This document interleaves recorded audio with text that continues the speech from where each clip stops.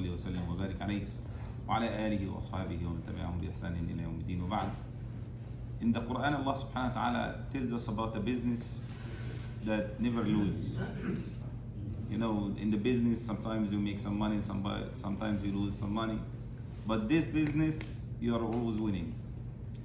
This is what Allah subhanahu wa ta'ala said in the Quran.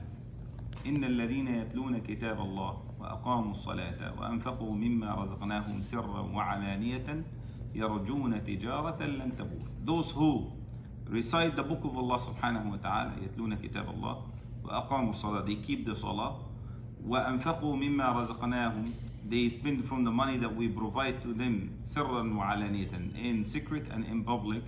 Those who are doing these three things, يرجون, are hoping for تجارة لن تبور, a business that never loses. You're making a business with Allah subhanahu wa ta'ala.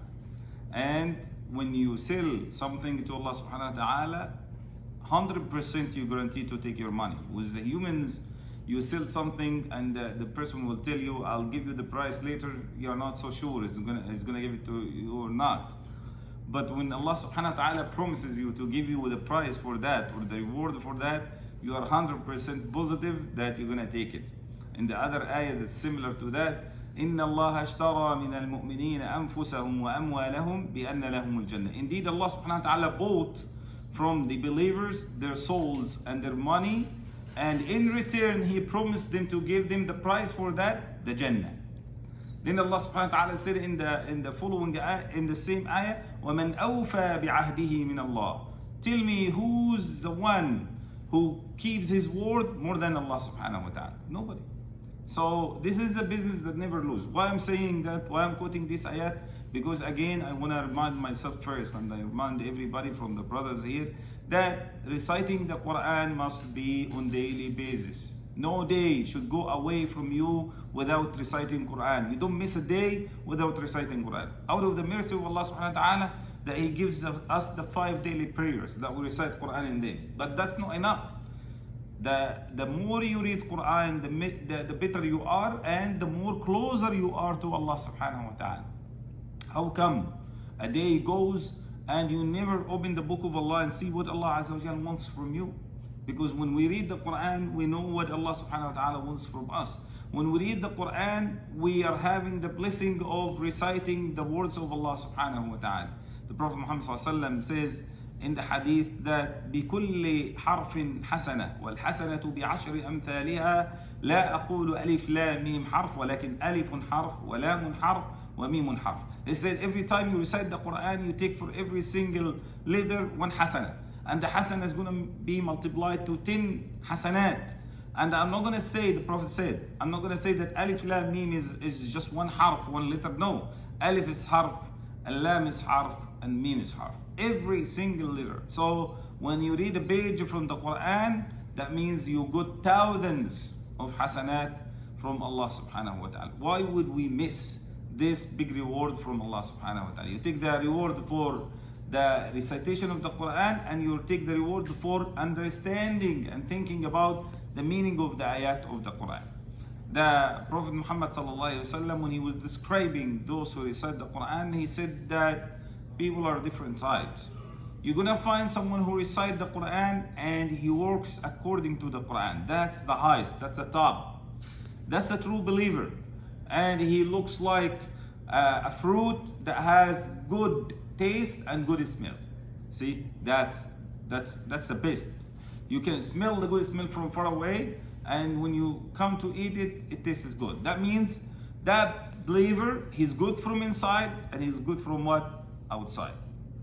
And you're gonna find someone who reciting the Quran, but he doesn't work according to the Quran, unfortunately.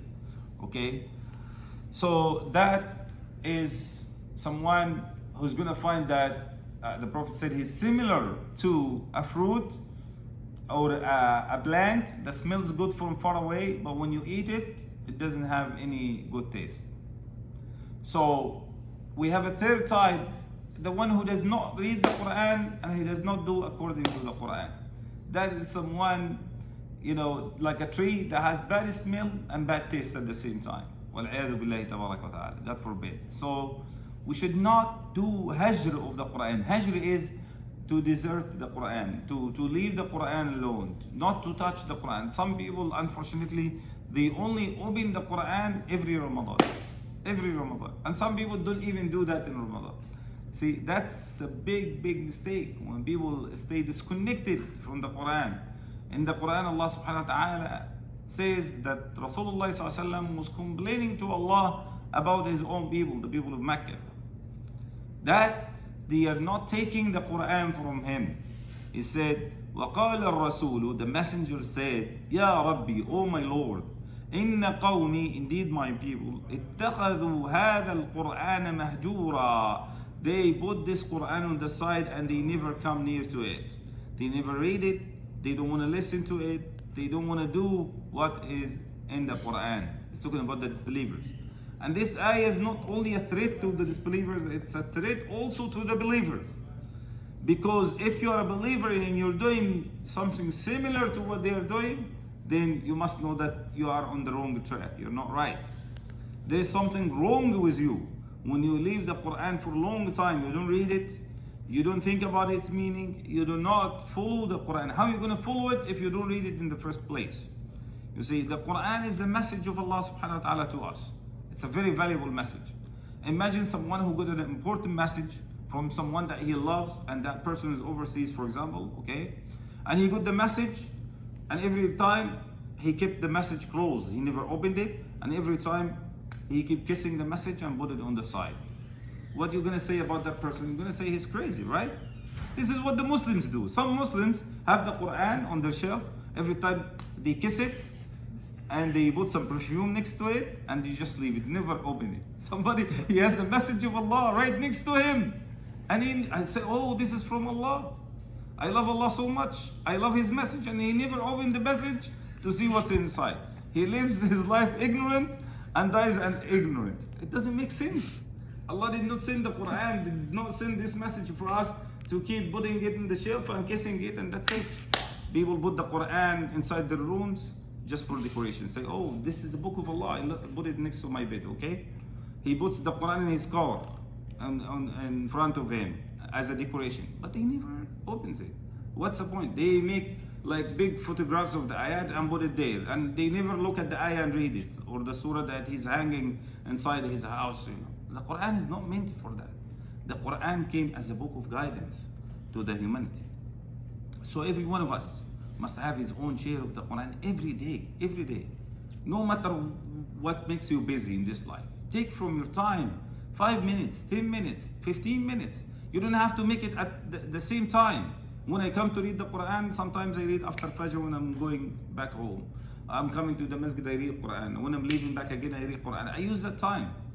You have the app on the phone has an app. The phone. People have the app on their phone. Whenever you have some free time, at any time, you read on the app. Or you have the small mushaf in your pocket. Whatever. Things became very easy. If you have a Quran with you, a Quran copy at work or at home, you know, you can read it any time. And you don't have to make it one shot. If your target is like 2 pages every day, what's 2 pages? You can read, have a page now, have a page after Dhuhr, have a page after Asr, have a page, you know. You read a lot. If your target is 5 pages, that's not a lot. You read a page after every salah. Okay? That's not a lot at all. You read 2 pages after salah. But the problem is the shaitan makes us lazy. Think that, oh, it's a big deal. You want me to read 5 pages or 10 pages every day? Wow, 10 pages, that's half a juz. So what? It's not a lot at all. But I'm afraid that if I read the Quran, I might make mistakes. Allah is not going to accept it from me. No. The hadith says that the Prophet Muhammad says, whoever reads the Quran, he reads it fluent, مع السفرة الكرام البررة. He's with the angels, the top angels who are close to Allah subhanahu wa ta'ala, because he's really good at the Quran. And the one who reads it, and he makes mistakes in it, and it's very hard for him to read, he's going to get to reward from Allah subhanahu wa ta'ala. See? The shaitan is telling you not to read, but you should do the opposite. Read it even though you are making mistakes. Why? Because Allah will reward you twice. One reward for the recitation, the other reward for doing your best to recite the Quran, even though you make mistakes, for trying. So we should not be down by the shaitan or ignore the Quran, because the Quran, you know, I cannot imagine our life without the Quran. If the Quran is taking us away from us right now, the life has no meaning. We cannot continue our life anymore. So this is a gift of Allah subhanahu wa ta'ala to the humanity. We should appreciate it not just by kissing it and putting it next to us, but by reading it and keeping connected to the Quran. جزاكم الله خيرا وصلى اللهم وسلم وبارك على نبينا محمد وعلى آله وصحبه وسلم.